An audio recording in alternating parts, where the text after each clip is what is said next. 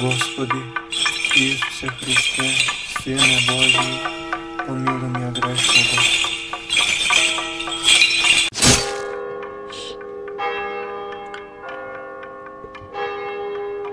Svetиот маченик Трифун, јадете ли, пиете ли или нешто друго правите, сето тоа правете го за слава Божја.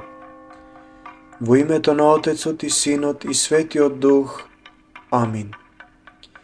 Вистински христијани се оние кои имаат голема и бескрајна љубов кон Христа Господа.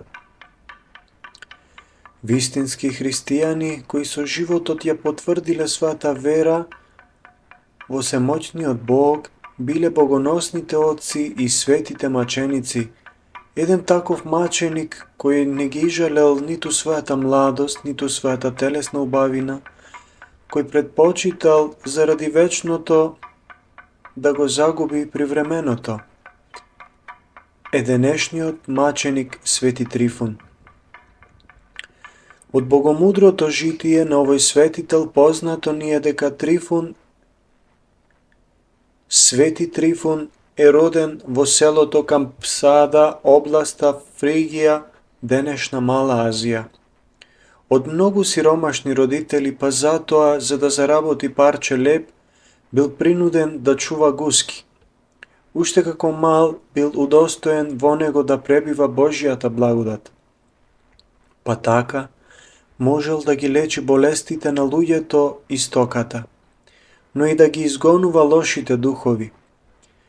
Во тоа време со Римското царство завладеал царот Гордијан, чија ќерка Гордијана била обседната од зол дух, а тогашните лекари кренале раце и ниту еден од нив не можел да ја излечи. Лошиот дух кој престојувал во кутрата девојка, откако видел тоа дека не може да биде победен од незнабожечките лекари, проговорил и рекол дека никој не може да го истера освен младиот Трифун. Тогаш царот почнал да ги повикува во својата палата сите мажи кои го носеле ова име, со цел да ја излекуваат неговата ќерка. Кога младиот Трифун стигнал во Рим, со своите молитви ја излекувал Гордијана, па царот радосен го наградил со безброј скапоцени дарови, кои Трифун ги разделил по патот на сиромашните.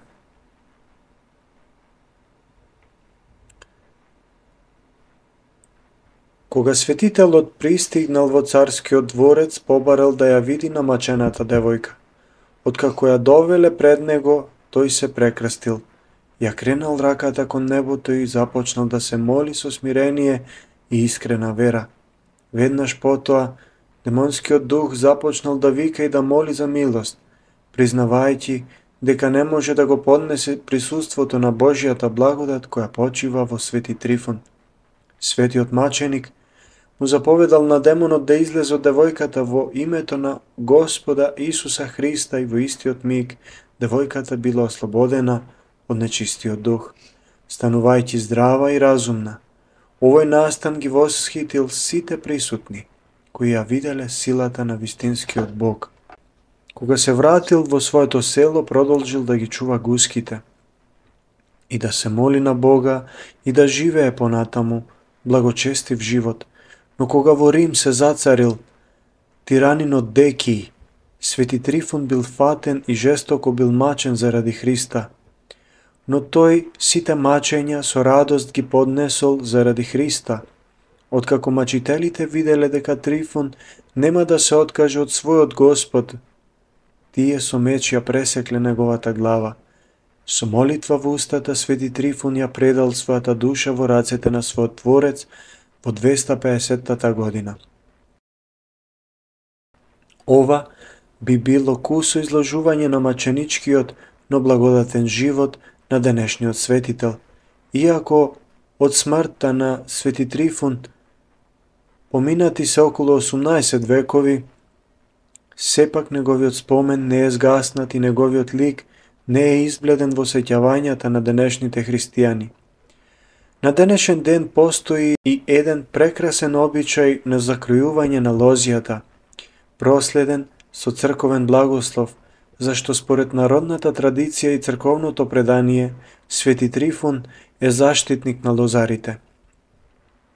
А лозата со својот плод, грозјето, има длабока символика во православната црква, зашто според зборовите на Спасителот, виното кое он на тајната вечера го благослови, им го даде на своите ученици, а преку нив и на сите нам, стана символ на Христовата крв.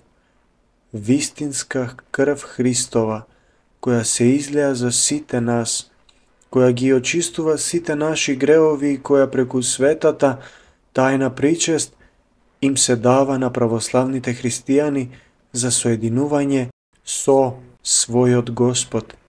Се што ние јадеме и пиеме представува Божји дар. Човекот кој од Бога е надарен со добра да може сам да си произведува храна и со истата да обстојува, ќе има успех во својата работа само тогаш кога тоа ќе го прави со Божји благослов. Човекот сее, сади, полева, но Бог е оној кој прави да израсне. Според зборовите на апостолот Павле. Молејќи се на Светиот Трифун, заштитникот на лозарите, денес да излеземе на нашите лозја и да го извршиме чинот на благословување и закројување на лозата и на таков начин да го повикаме Божјиот благослов да пребива врз нашите плодови, но и врз трудот кој треба да го вложиме во обработувањето на производите. Денешниот ден да го поминеме молитвено, онака како што прилега на вистински православни христијани, а не во ненаситно јадење и неумерно пиење, зашто таквите дела нам не ни приличат и спротивни се на Божјиот закон. Благословот од Бога и црквата ќе го стекнеме само тогаш кога нашата молитва ќе биде трезвена, разумна и срдечна, а не плитка и безумна.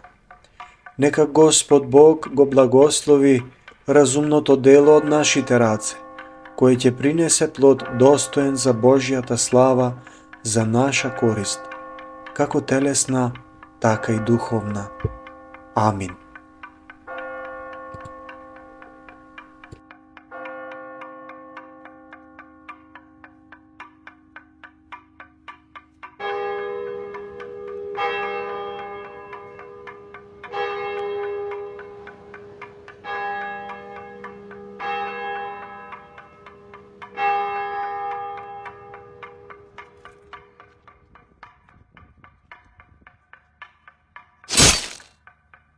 Господи Исусе Христе, Сине Божји, помилуј ме грешного.